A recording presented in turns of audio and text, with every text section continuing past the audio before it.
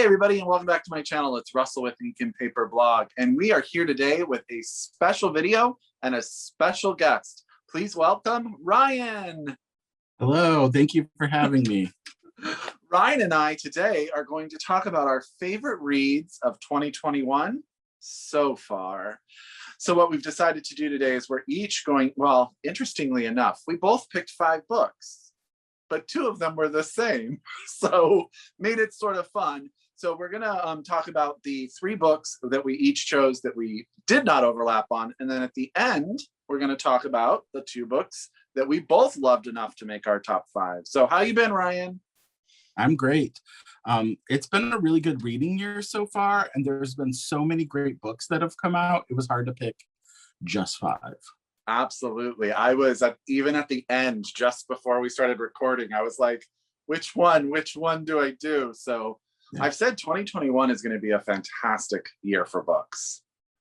I think so. It's looking good so far, and there's a lot coming out that I'm really excited about too.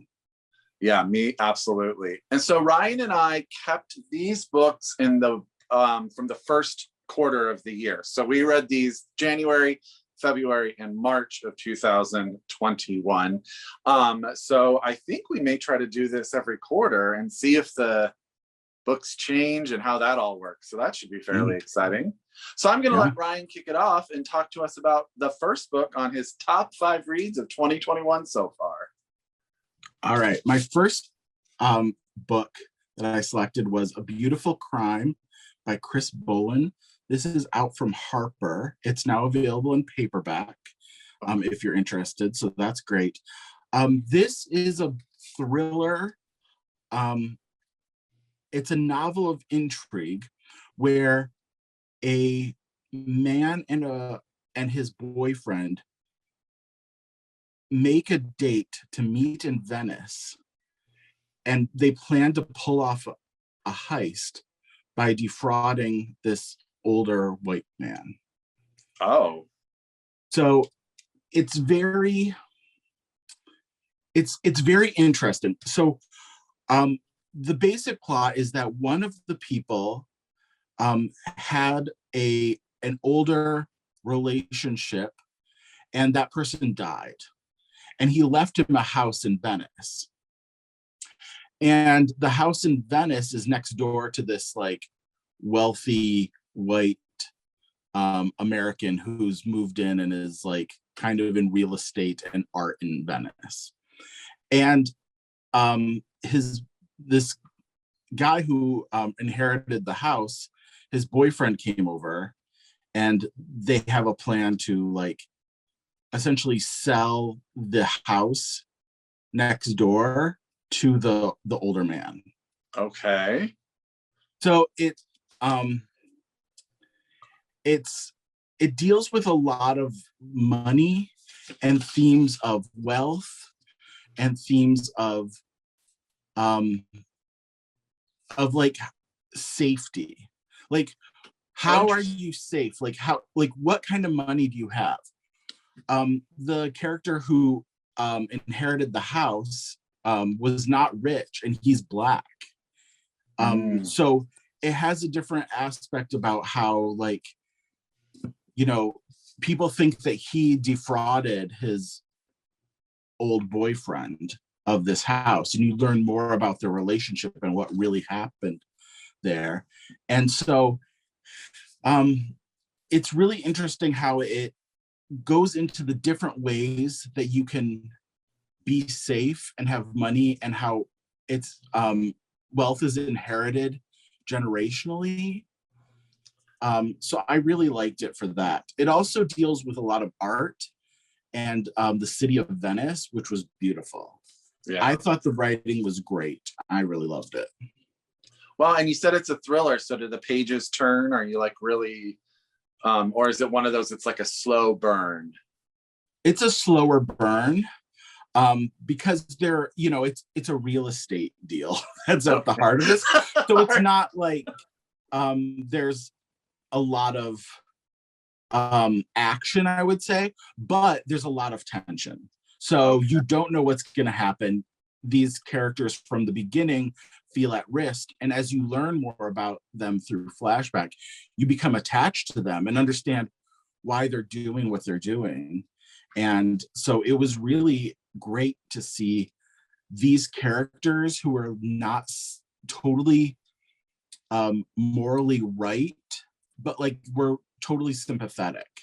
Oh, and it really turns into a commentary on society, like who owns property, who owns art, like how does wealth get transferred between people, what does that mean, does everybody have the same opportunities in that aspect? Oh, wow, that actually sounds awesome. And I've never heard of that book, which never happens. So it's A Beautiful Crime by Christopher Bollen. Bollen. Well, I'm gonna have to go pick that one up. You kicked us off with such a good book. Woo! My first book is going to be Brood by Jackie Polzin. And this seems such a strange book to say. I haven't stopped thinking about it because it's a very quiet book. But basically at its heart, it's about a woman who has gone through a major loss, which I don't want to tell you about because it's, as it comes out in the book, it starts to all make sense. And she's sort of taken the emotion of that loss and put it into raising chickens in our house. And they've become the conduit for her maternal instinct. And her husband has been interviewing for a job that is going to require for them to move across the United States. And so she knows that she's not going to be able to keep her chickens if he gets it. So she's dealing with this idea of losing these chickens that she's sort of been utilizing as a therapy technique. But at the same time, trying to deal with this loss that she suffered. And we find out that it was very traumatic for her. And there are triggers that she has a friend who has a young child, and that triggers sort of the loss to come back. And she cleans houses and she goes to a house and it reminds her of the loss. And so it's really meditative about this idea of how you deal with loss and trauma, and putting it into, some people redirect that emotional baggage. And is it really always the healthiest thing to do? And as you may lose where you've put that energy, what do you do then? It is beautifully written. It's just like she's a poet, and you're only in this one woman's mind as she deals with all these things, but it is just really meditative and beautiful and sad and heartbreaking and all that you would expect. But just at the end, I was just like, it was like a little perfect nugget of a book. So, and this cover, is just It's a great cover. Beautiful. So that's Brood. This is out from DoubleDay by Jackie Polzin. And this is her debut novel. So I cannot wait. Oh, wow. To see what she does next. It was really, really good. So did that make you want to own chickens? It absolutely made me want to own chickens. I've been obsessed with it ever since I've read it. I do all sorts of research on how hard it is to raise chickens now because I want chickens really, really bad. I didn't know how many types of chickens there are, and some of them are so beautiful. So there's some fancy ones. Well, I hope there are chickens in your future. Chicken in my future, live chickens laying eggs. So what do you got for us next, Ryan? All right. My next selection is Here the Whole Time by Vitor Martins. This is a YA book, a young adult book from Brazil. It was translated by Larissa Helena, and it's available from Push. This is the story of Felipe, who lives with his mom in an apartment in Brazil. And at the start of their winter break, which is in July, because it's Brazil, it's in Southern Hemisphere, he finds out that his mom promised their neighbor can stay with them while the neighbor's parents are away on vacation for like 2 weeks. And Felipe is a bigger boy. He's in high school. And I love this book from the very beginning because it started off with a dedication for anyone who has ever gotten into a pool with their shirt on. Oh. And I just thought that was like so powerful of a dedication. And Felipe and Caio, they were friends in the past, and they kind of drifted apart, and neither is really sure why, but they kind of reconnect. Felipe is gay and may have a crush on Caio, and we don't know if Caio is gay either. So there is some tension there. I thought it was a delightful book, and it deals with like young adult issues that you normally don't see in young adult books. So I really love this one. Yeah, body image and what society does to young children about their bodies and how it like goes into adulthood is such a powerful discussion topic. So yeah, I didn't know it was translated. So translated from the Portuguese, that's fantastic. Yeah, I really think that cover is actually quite beautiful too. So great. It's a great book.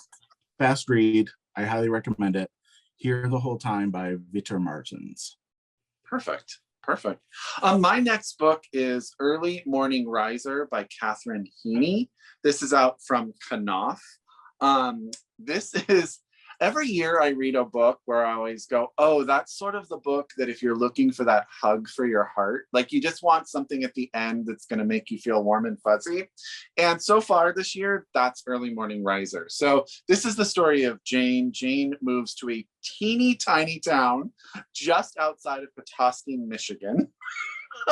And she's a school teacher there, and she moves there to teach school, and she gets involved with this man named Duncan, who has quite the town reputation. It turns out he has, we'll just say, been around. And every woman in town seems to have had an interaction with him, but she falls in love with him, but she knows that it's not going to go the way that she wants it to. And what happens is they start to sort of build this friend group that sort of becomes their family. And one of them is a young man that works for Duncan in his woodworking shop, who is mentally disabled, and he works with him, and he's always been taken care of by Duncan. And a huge tragedy occurs and winds up having to be taken care of sort of by this town, and it keeps sort of coming together. But what happens is Jane and Duncan, they aren't going to stay together. She knows it. That breakup happens, but she sort of stays friends with him, and then things keep sort of rolling, and life just takes all of these turns for her. But in the end, she thought her life was going to be one way, and it turned out completely different. But that's okay sometimes when it brings you a form of happiness you didn't even know you were looking for. Katherine does an amazing job of just creating the lives of these people. And you know, it's funny, Ryan, you and I have been to Petoskey, Michigan. You are from Michigan. And when it talks about Petoskey being the big town that they go to, I can't help but laugh because Petoskey is so tiny compared to where we live. But it was really fun to sort of have a reference point for some of this. I can't remember the exact, it's Bollen City, Michigan, where she lives. And it's very tiny, but it's just really about people and relationships. And at the end, I just felt really hopeful. People do nice things for each other, sometimes out of guilt, sometimes just out of pure love.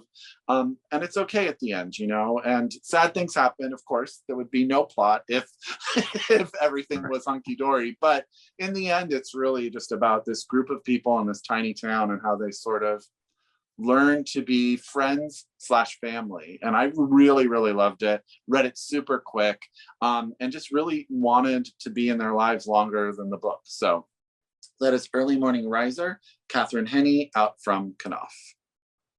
Such a great book. I think you would really like that. Sounds really good. Yeah, that sounds really good. Okay, what's number 3, Ryan? My next book is The Hare by Melanie Finn. This is available from $2 Radio in paperback. And we read this for a book club. I really loved this one.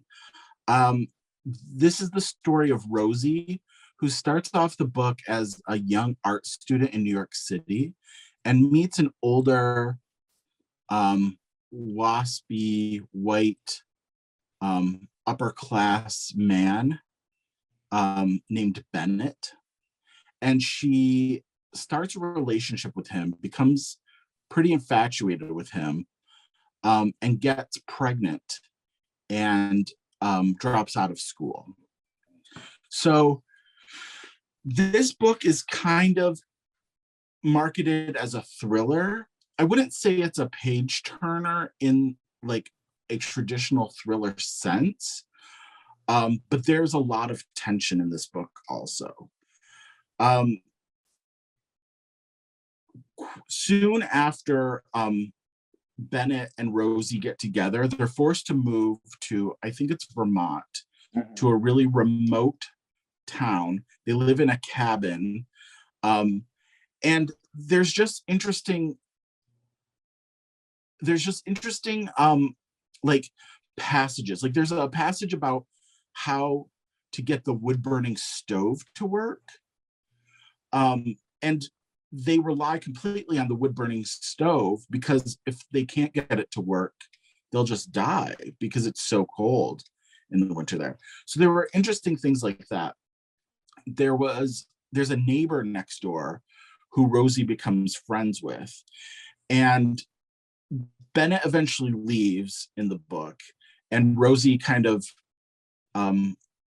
raises the daughter on her own. And we learn, more about some things going on. And then it jumps into the future quite a ways to Rosie when she's middle-aged and has an adult daughter. And so I thought this book was really interesting because it explored all the different ways the patriarchy harms women. Mm-hmm. Like the way Bennett treats her and her daughter, the way that men have treated the neighbor. There are some side notes about like somebody who may have been murdered in the area. So there's lots of like all these different ways of the way the patriarchy has harmed women. I thought that was really interesting. There are some weird moments that, I know it didn't always resonate with you, Russell. And it's definitely not a happy book. It deals with a lot of abuse, trauma, child abuse. So I would approach this book with caution, but I really enjoyed it, and I thought the writing was great. I think that it is one of the best book club books we've ever read because there was so much to unpack as we went through the pages of it. And the more I think about it, the more I like the book. I did struggle a little bit at times with it, but in the end, I was just like, she had something to say, and she certainly said it. Mm-hmm. And I highly recommend it as a book club book. I promise people they will definitely be able to talk about it. Definitely. And like this book is surprising from the beginning to the end. Absolutely. I did not expect it to end the way it did at all. And there's so many turns in this book. And because it's over a longer period of time, you get the different aspects of age in a woman's life, which I thought was great. I definitely recommend this for any book club. But it's a great discussion. We talked about this for an hour, I think. It was great. Yeah. And let's shout out to our small independent presses. $2 Radio does some amazing, amazing books. And their books always look great. They're such a weird shape, and I kind of love that about them. But definitely a book that I still think about ever since we read it. So that's something. And this cover is gorgeous. Yeah. So this is The Hare by Melanie Finn. Perfect. I recommend it too. Didn't make my top 5, but I definitely would tell people to read it. The last one from the 3, before we talk about the ones that overlap, is The Arsonist City by Hala Alan. This is out from HMH. This is a family saga about the Nasir family. Now, the mother is Syrian, the father is Lebanese, but they moved to America and they have 3 American children. All of their children are very, very different. One is sort of the typical American dream, married, good job, children, all that kind of stuff. Then the middle son lives in Austin, Texas. He wants to be a musician, but that's never taken off. But it turns out he's a pretty fantastic chef. And the youngest daughter is a queer woman living in Beirut, and she is in like some like rock / classical band. Like, it's really, really interesting. But what happens is the grandfather, so the father of the father, the grandfather passes away and leaves the family house to his son.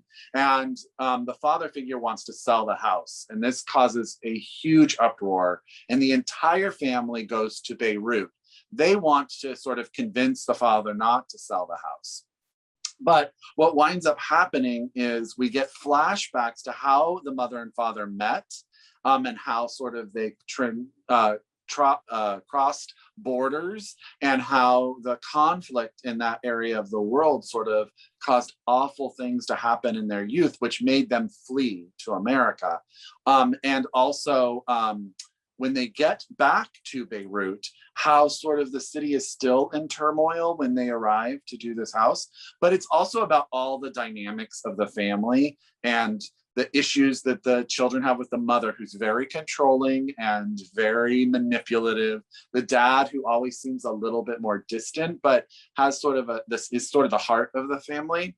And you get to meet all of these characters, all of this extended family, all of these friends, and how tragedy sort of brought this family together to its fruition. And really how like it's going to be how they move forward. So after all of this, they're going to move forward. It is, if you liked Pachinko by Min Jin Lee, or any of those books that are like family sagas over a long period of time, this one's done more in flashbacks. Pachinko is more linear. I think that you'll really like this. I thought the Nasir family was fantastic. I really was interested in all of them. And anytime something happened or I learned something, I was sort of shocked, or she just kept me on the edge of my seat. And it's not a small book, but it's definitely one that I just flew through. And I learned a lot about Syria and Lebanon and that, you know, that part of the world that I didn't know. It forced me to do some research and stuff. So I just thought it was fantastic. So that's The Arsonist City by Hala Alan, and this is out from HMH. So that good. sounds really good too. I think I want to read that one. I think we're going to be adding books. I know. I think you and I are going to send each other to the bookstore after this so that we can buy some books. So why don't you go ahead and introduce the first of our overlapped books, and then we can talk about it real quick. Sure. So the first book that we both chose was Let's Get Back to the Party by Zach Salih. This is the story of Sebastian and Oscar, who were friends in middle school. They drifted apart, and then they meet up at a wedding in the Washington, D.C. area. And so they're very different people. One is kind of like the partier, jumps from relationship to relationship. The other is dealing with his boyfriend just one day decided to move to San Francisco and left him alone. And so the book follows these two men who are both dealing with gay culture in a different way, raised in very similar circumstances. They went to the same school and everything, but have very different outlooks on life. The book alternates between the point of view of both characters. And so there are some scenes that are retold through the other point of view, which I liked. I really thought it did a brilliant job of presenting two very real, different types of gay men. Like Oscar, I know people like Oscar, and I know people like Sebastian. And I really thought that that was really poignant to me, because I was like, oh, I can see myself in both of these men. And they both make some horrible decisions. Right. And, but it was really like, I just thought it was a powerful story of like trying to find yourself in a time where you thought you knew who you were, and things are started crumbling away. I really liked the relationship Oscar had with the older novelist. He sort of finds this novelist where he feels connected. And turns out that the novelist has a different perspective on his past that than Oscar has. And then Sebastian has a relationship with a student that in his school where he sort of envies the freedom of that student at that age, being able to be out and queer. And I thought that was really powerful as well. I really loved that book. I thought it was great. And it was one of the books that I thought captured the voice of two different characters really well. They didn't feel the same. Like the writing style changed, the themes kind of changed in a really interesting way. Sebastian has themes of art, and I think his sections all begin with like the names of paintings. Yes. And it kind of like are these paintings that played an important role in his life, where Oscar's section is actually the title of different books from that writer, from that gay author. And so I just thought it was just really well done. And I really liked the development of the characters, the voice that was used, the different themes. We don't often get gay stories like this. So I highly recommend this for anyone who wants something different from a gay story, but really good and really compelling to read. I absolutely agree. It was a narrative that didn't fall into the normal gay tropes of literature and film. It allowed for something different, a different perspective. So highly recommend it. Highly recommend it. I do have one issue, and I don't know if the people at Algonquin or Barnes & Noble will see this, but I went to get this on the day it was released, and I looked all over Barnes & Noble for it, couldn't find it. I was going crazy. I had to ask, I'm trying to avoid people. So the last thing I want to do is ask somebody for help. So I asked, and they point me to the romance section. If anyone sees this in the romance section, I would say this is not a romance. It's not a romance. I mean, no offense to the romance genre. Like, romance is a perfectly great genre of books that follows certain rules. This is also not science fiction. And I feel like if this appeared in science fiction, I would have the same problem. Like this is just contemporary fiction, literary fiction. It belongs in the fiction section. I agree. I love that story because I find it so amusing. It's weird. It like sticks out and like it doesn't match any of the other ones. And like there's certain things that make the romance genre a romance genre, and this does not meet them. None of it at all. It's very good, but it's not a romance. So if you work at Barnes and Noble, please don't shelve this in the romance section. It's misleading, and I think it's disrespectful for this book because people aren't going to find it. Yeah. In the fiction section, and they might not, if they're a romance reader and they pick this up, they're going to be disappointed. Yeah, absolutely. Absolutely. The last book we are going to talk about today is The Removed by Brandon Hobson. This is out from Ecco, and you can get it now, and you absolutely should. This is actually a really hard book for me to summarize, but this is the story of the Achota family. About 15 years before the major plot of the book happens, one of their oldest son is shot at the mall by a police officer and killed. And what this book deals with is the trauma and loss of that son for this family ever since. And we get the perspective of the entire family. So the mother is very strong. She's got some bad cards handed to her. Her husband is starting to exhibit the early signs of dementia, losing memories, getting frustrated. And their daughter lives down the street, and she's had some issues with sort of just her independence and the relationships she builds. And she's sort of like always slightly standoffish, even in her youth. And then the youngest son is battles drugs and drug addiction. This takes place mostly in Oklahoma, where Brandon Hobson is from. And his last book, by the way, Where the Dead Sit Talking, was shortlisted for the National Book Award. That's where I learned about Brandon Hobson. And what this book does brilliantly is, one, it talks about each of those characters, the loss, and all of that, but also interweaves this sort of, I have a hard way of saying it's not really folklore, but it's like the history of the people and the Trail of Tears. And we get this voice of sort of this aged wisdom that's sort of telling a story in the background that sort of brings it all together. And what they all are supposed to be doing is coming together for a bonfire, for a celebration for the Cherokee people, but they also celebrate the life of the son that they've lost. The family, the mother and father wind up fostering a young boy who reminds them of their son and sort of brings the father out of his fog. And it's so touching and heartbreaking. This book is so good. It's a little bit hard to explain. It's hard to explain.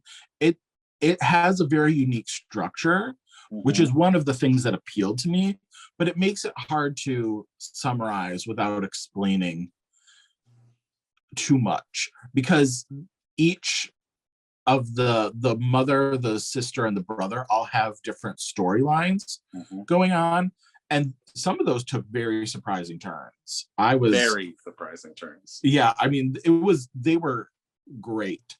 And then there was the whole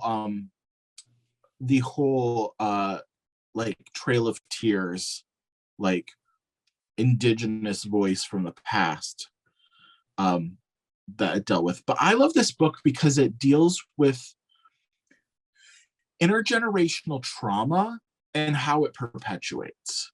Oh, well said. Like we get the Trail of Tears. We get that the indigenous people in the United States were forcibly removed from their land and moved to Oklahoma.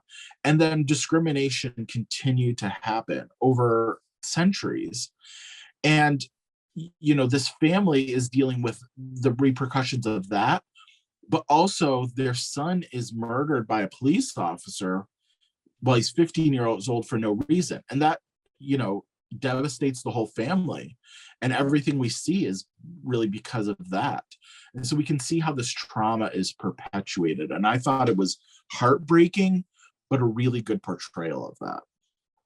Absolutely. And Brandon Hobson just has a way with his narrative of just sort of lulls you into his story in such a way that you are bought in 100% to his characters. And when something bad or good happens, you feel it. Like he makes you feel.